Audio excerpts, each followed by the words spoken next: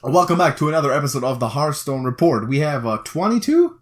22, that's a lot of cards to review today for the Saviors of Egypt expansion, which is coming closer and closer. And we have some pretty... I'm not going to say too much, but we have some pretty strong cards here. There's some very questionable ones. Yeah, I was going to say, we also have some very and even cards. Some questionably strong ones. Like the first one right away, Arcane Flak Mage. 2 mana, 3/2 mage minion. After you play a secret, deal 2 damage to all enemy minions. What? Secret mage cards have historically always been very strong. What? That's madness. That is an insane card. Yes. That is crazy. This is a really good counter against aggro. It's a 6 mana. No, that's 6 mana. It's 5. No, but I was equating with a Flame Strike. It's an 8 mana Flame Strike. 8, yeah. That gives you 2 secrets and a minion. It's a free Flame Strike if you play that. That's great. That's madness. What turns any secret, in addition to being the secret that it is, into a one-sided volcanic push. This is gonna be such a great card. Because if you play this on 2... I already hate it. If you play this on 2 against... Well, in aggro deck we'll probably have a board by then, but if you could play this somehow on an empty board against an aggro deck, as long as you keep putting up secrets every turn, they can't really do anything. Because their stuff just dies every turn, because most of their stuff maybe has 3 health if they're lucky. Cloud Prince, next one, 5 mana, 4/4 mage minion. If you control a secret, basically cast Fireball. What? That's crazy, dude. How strong is the secret mage gonna be? That one is at the very least more reasonable overall. Yeah, but it's still very strong. It's crazy. You can stick a secret somewhat easily. You don't have Ice Block anymore, which like sticks throughout the entire game, but still. Yeah, 5 mana 4/4, really weak, of course. It's 3.5 mana worth of stats, but then there's also Fireball, and then all of a sudden it's pretty good. It's really good. Splitting Axe, 4 mana 3/2 weapon, Battlecry, summon copies of your totems. Shaman weapon, of course. I'm not sure if there's any really totems that warranted its send right now. See, Shaman is right now at a point where totems aren't really a thing for the most part. I mean, hero power, of course, like in Murloc Shaman, obviously, but like Totem Shaman in itself, probably not so much of a thing. So this seems kind of like an afterthought. In Wild, this is good with just Totem Golem, for example. Just gotta have one Totem Golem. All of a sudden, you for 4 mana, you're something with 3/4, and you're getting. I mean, you have like Nightmare Amalgam. You have oh right. You have talk about Mana Tide Totem. So those are like at least better than the hero power totems, which aren't really worth splitting or like getting extra copies of. I mean, to be fair, if you get a Nightmare Amalgam with this, that might already be somewhat reasonable, because you're getting a 3-drop and a little over 2 mana worth of weapon. Yeah. I'm not so sure that this is going to be anything special. I don't think it's going to be used, but theoretically, as you said, Murloc Shaman, they have hero power and they have Amalgam that might... But then it's more late game oriented as well. World Kick Master, 2 mana, 1/2 rogue minion. Whenever you play a combo card, add a random combo card to your hand. Seems pretty strong. Seems interesting. That's one of those things where I'm not sure how well it works with the rogue playstyle, but I know that you can play a lot of combo cards in one turn. Yeah, it makes a lot of stuff happen, that's true.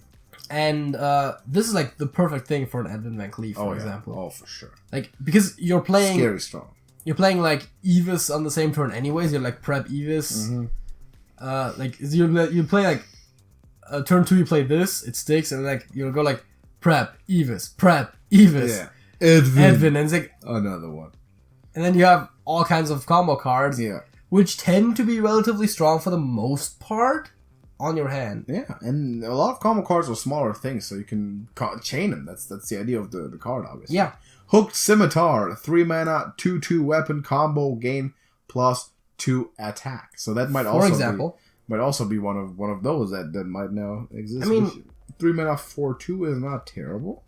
It's not great, but it's not terrible. Fireworks is a 3 mana 3/2 these days. Yeah, exactly. So it's fine. 3 mana 2/2. I mean, it's really normal for a 3 mana 3/2 with an upside to be a 3 mana weapon, like the Eaglehorn Bow, for example. So I guess this is about on the level. Yeah, this is not like anything extraordinary, but it's a very reasonable 3 mana weapon. Looks okay. 8 mana 5/5 Tortolan Pilgrim Mage minion. Battlecry, discover a copy of a spell in your deck and cast it with random targets. Flame Strike. This is a control card. This is either that or like something like like a big mage type idea. Yeah. Big spell mage maybe just Lunas type idea is what I was trying to say. Well, Lunas is kind of meh for this, honestly. It's kind of late. But like Power of Creation, for example, it's in itself not that great of a card. But if you're also getting a 5 on top of it, and you still have it in your deck, it's important it says a copy. Yeah. So you don't lose the spell. The most reasonable. But for Lunas, you actually would want. Yeah, the most reasonable idea I can think of is just control. Just use it as a good control tool, like for blast wave, flame strikes. I was gonna say I remember big spell mage, and I think that's kind of a card that would go in there. That seems where we're going. Because if you have like a deck that also has some of the smaller spells, then you might not get the value out of it. But you don't want to pull Frostbolt with this, obviously. But thanks to being a discovery, you can have Power of Creation, Flame Strike, and Lunas, for example, in your deck, and you can just pick whichever one is the most reasonable at the time. Mogul Cultist. This is a meme card. 1 mana, 1/1 battlecry. If your board is full of Mogul Cultists, sacrifice them all and summon Highkeeper Ra. And in case you don't know what Highkeeper Ra is, he's a 20/20 with end of turn deal 20 damage to all enemies. Yeah, Okay. This makes me think that there might be at least some kind of additional duplication effects in this expansion, because this and the towers as well. Desert Obelisk. Obelisks, yeah, exactly. Because now they trust, like, having multiples of a thing on the board seems to be a thing that they're trying to push to some degree. I mean, they're definitely not going to make Mogul Cultist, like, easy to pull off, because it's insane, it's the crazy. reward. It's but basically yeah. winning. So, man, that's the ancient one right back, man. There we are. Maybe better than the ancient one. So, yeah. With the it's They've had it's gonna be super hard. They've had the ancient one. They had Voltron. They have Thaddeus. You know. I remember distinctly though us pulling off a 7 Snow Flipper combo in a challenge video. So in Wild, this could easily be done, and with the gang ups and stuff. So. I mean, theoretically, all you need is a toggle. Scheme and Tag. Yeah. Exactly. It's basically Scheme and Attack, and you can play it, and then on turn 7, theoretically, attack is well, but you could like reasonably play with a lot of luck. By turn 10, you could easily pull this off if you can. No, well, again with the luck, like it's card-wise, it's easily doable. You're gonna be running Geppetto, Joy Boss. It's doable. You're gonna be running a lot of draw. Basically, maybe people will try it out. Why not? Basically, this is Pogo Rogue. Take out the Pogos, put this in. Yeah, for the most part. Or, as a matter of fact, as an additional secondary thing, it's actually, now that I think about it, it's worth considering if you want to run a Pogo Rogue to put these in. I don't think so. And hope that you can pull it off. I don't think so, but we'll see. Diseased Vulture, 4 mana, 3/5 for the Warlock class. After your hero takes damage on your turn, summon a random 3-cost minion. I seem to remember mentioning something along those lines the last time we did a report, like, Warlock likes damaging itself. Yeah. This also has fantastic synergy with Unlicensed Apothecary. You fill your board and kill a 7 at the same time. Yes. Great. Don't do it. But we'll see how this actually, you have Unlicensed Apothecary, you have this. You can only summon 5 more minions. Yeah. You put yourself down to 5 at best. If you don't have anything else on board, yes. But theoretically, to fill your board, it's technically an idea, but it's not a good one. It's terrible. What is it? Neferset Ritualist. Neferset Ritualist. 2 mana, 2/3 neutral battlecry. Restore adjacent minions to full health. It's a better River Chronicles. Yes, I think this is a card that might be sensible in something like the old school OTK Priest. It's definitely sensible in Arena. That too. That's what this says to me. It's a good Arena. I'm just thinking, because remember when you played the Combo Priest, when sometimes you would struggle to heal your minion up before you did the whole thing, and this kind of takes that out to a little bit. So I could see it being ran in such a deck, but otherwise, it's not terrible. Into the Fray, 1 mana warrior spell. Give all taunt minions in your hand +2/+2. That effect seems familiar. Yeah, they want to really push that taunt stuff. Yeah, I mean, fair enough. They really do. So I don't know how much that's gonna actually divert from the current control warrior meta, because that deck just seems so strong, and bombs also are gonna be pretty strong against the the explorer dudes. So I'm not sure how taunt's gonna look, but at least they're building a good foundation for something that could be the future. Yes. Anubis I would assume that it's pronounced Anubisat, but I'm not sure. Warbringer, something about Anubis, which means Egypt, I think. 9 mana, 9/6 neutral minion. Death Rattle, give all minions in your hand +3/3. This is actually surprisingly bad because by the time you play it, you usually have a very. You're not trying to buff. You're not doing big tempo swings with the three minions anymore. Yeah. So this seems. It seems weird because the deck that you would want to make use of this doesn't want to go to a point where they play it. That's weird. Maybe some of the whole, like, if you can get this on the Myras, obviously, it's obviously great. Or you can, like, reduce it to 1 mana with the new card, so I don't know. Infested Goblin, 3 mana, 2/3, Taunt. And Death Rattle, add 2 1/1 Scarabs with Taunt to your hand. Obviously, the idea here is the whole hand buff taunt synergy idea. You put this in the warrior, you play your Into the Fray. Value, I think. 2 mana, 2 Frightened Flunky, also warrior minion. Taunt, battlecry, discover taunt minion. Have we mentioned that the taunt strategies on? Yeah, once again, the idea is that either you can buff it first or you can discover taunt. Also, this is Stonehill Defender, but for warrior. For warrior and cheaper and differently statted, slightly more aggressive. Slightly worse probably, but it seems okay. Pressure Plate, 2 mana Hunter Secret. After your opponent casts a spell, destroy a random enemy minion. Seems strong to some degree, but also strange. You gotta time it correctly. There's a spell dependent secret again, which there wasn't for a while. Yes. After Catrick rotated out. Yes. and good old Catrick. So we have to compare this to Catrick, which is less consistent, but it might be better in certain situations. Well, yeah, that's the whole thing, but then the question is which decks tend to run spells. The answer is probably all of them for the most part, which at least means you can consistently trigger it, but it also means that you can't specifically say, oh, this is really good against decks that play big minions. Of course, it's good against that, but you can't really guarantee that you face that. But now it forces you to play around two things. So say you have a big minion on the board, there's a secret up, you might think it might be Pressure Plate. You now play a small... now you play a small minion first before you even play your spell. So now you play 2 cards to set up a secret. Yeah. We'll see. Wasteland Assassin, 5 mana, 4/2 with Stealth and Reborn. I feel like I know what the comparison here is. Jungle Panther. Yeah, Jungle Panther, I think so. I mean, effectively this thing hits twice, for the most part. It can still reliably hit because besides AoEs it won't be killed off, which is the idea of stealth. It's okay. Stats aren't great. I don't want to play it, but it's okay, I guess. Stealth. High Priest Ahmed. Really? Okay. 4 mana, 2/7 for Priest, obviously. Legend. Whenever you summon a minion, set its health equal to this minion's. First of all, combo, of course. Second of all, Reborn.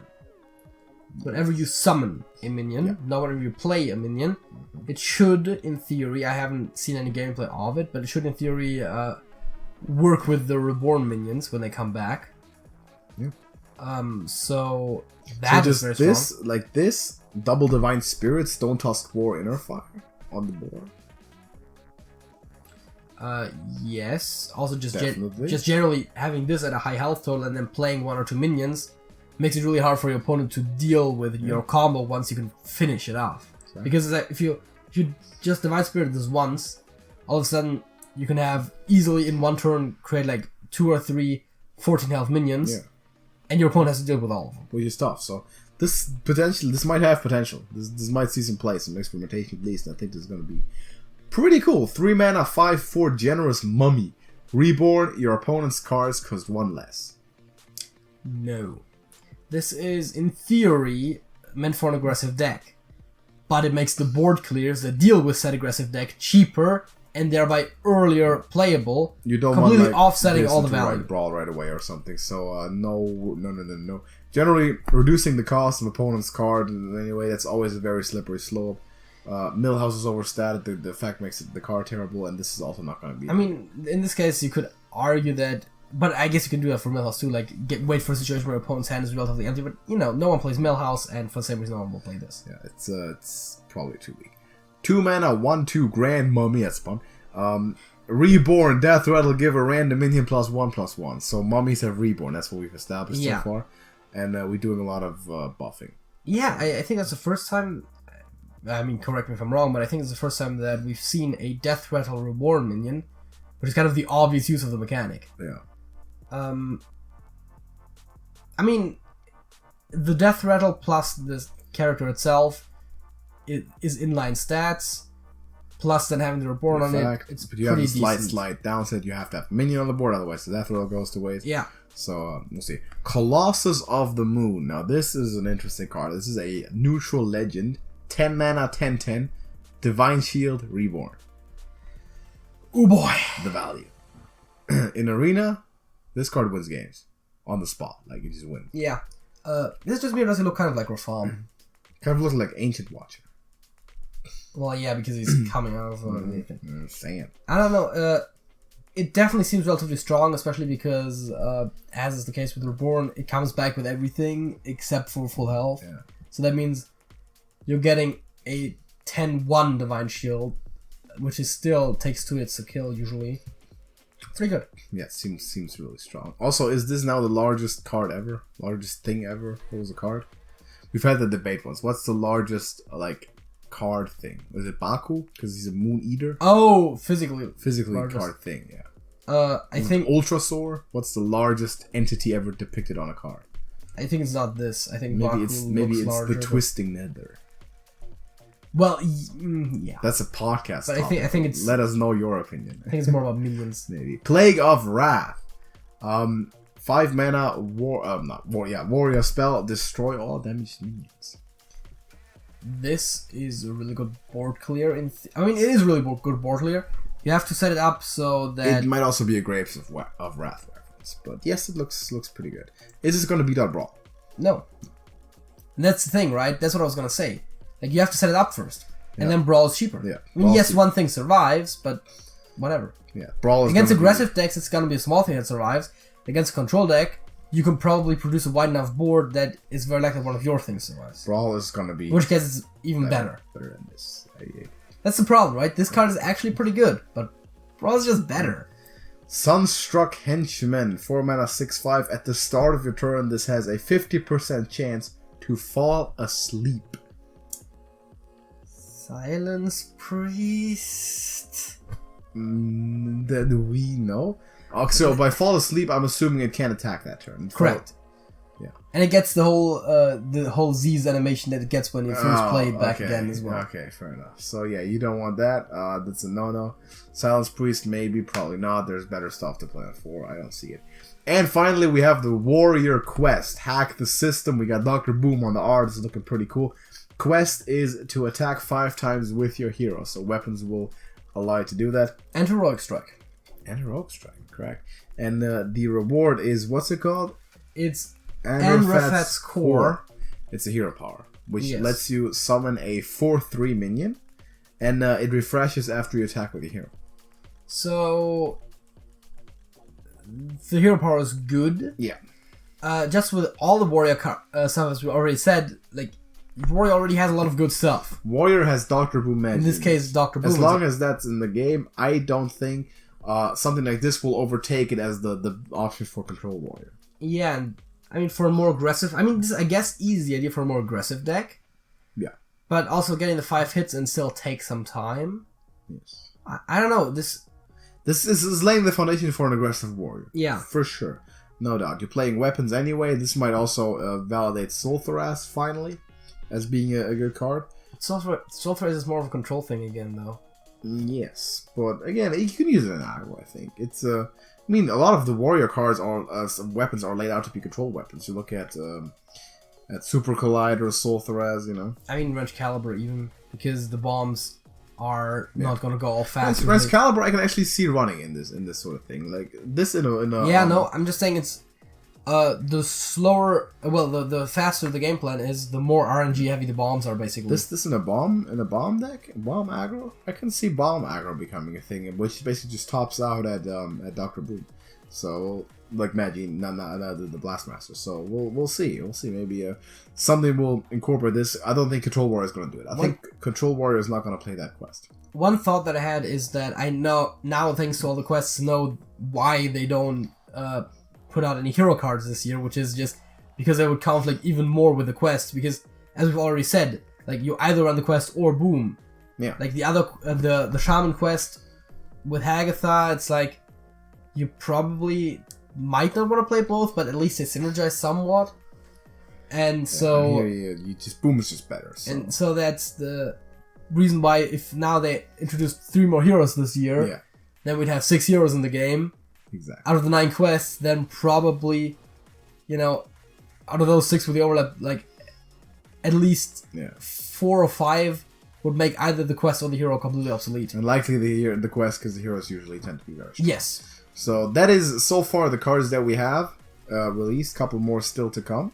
Also, can you help us out, vouch for us to finally get our own card reveal or something? I don't know. I need to know. We need to figure out how people do this. Like, how do people get on a list to be able to reveal a card? We want to do that at some point. We want to have a card to reveal on this show for all you great people in our Discord and watching our Hearthstone reports. So somehow, if you can start a petition or something, contact Blizzard. Please do that. We'd appreciate the opportunity to do that at some point, because that would be pretty cool. But thank you for watching this video. Drop a like if you happen to enjoy it. I already mentioned our Discord server. Link is in the description. Thank you. And you can go join that. It's free and it's fun. You can talk to us, have some fun, hang out with the community. It's a great place to talk Hearthstone and other stuff. Just to have some fun. It's great. Drop a like. Subscribe to TrashcanTV to not miss any more of our stuff. We're going to be covering this expansion intensely. We're going to be releasing guides concerning to this. So if you're kind of a new player, you're getting into the game, you have come to the right place. Thank you for watching, and we're going to see you in the next one. JJ. That's it. That's it.